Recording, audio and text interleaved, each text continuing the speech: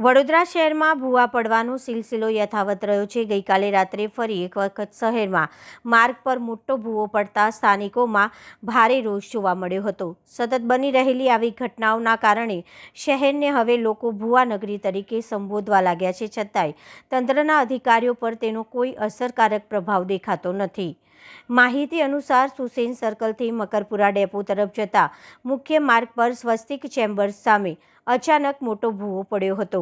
નોંધનીય છે કે અંદાજિત 2 મહિના અગાઉ જ આ રોડનું નવનિર્માણ કરવામાં આવ્યું હતું। આ માર્ગ પરથી 24 કલાક સતત વાહન વ્યવહાર ચાલતો રહે છે, તેમજ ભારે વાહનોની અવરજવર પણ મોટી સંખ્યામાં થાય છે, જેના કારણે અકસ્માતની ભીતિ સર્જાઈ હતી।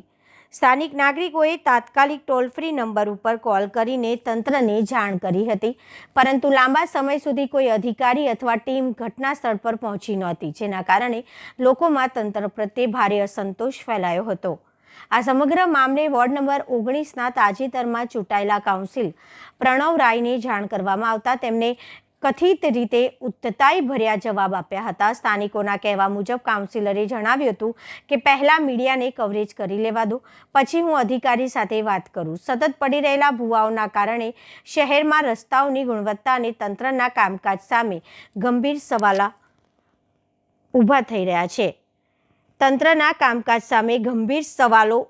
રહ્યા છે।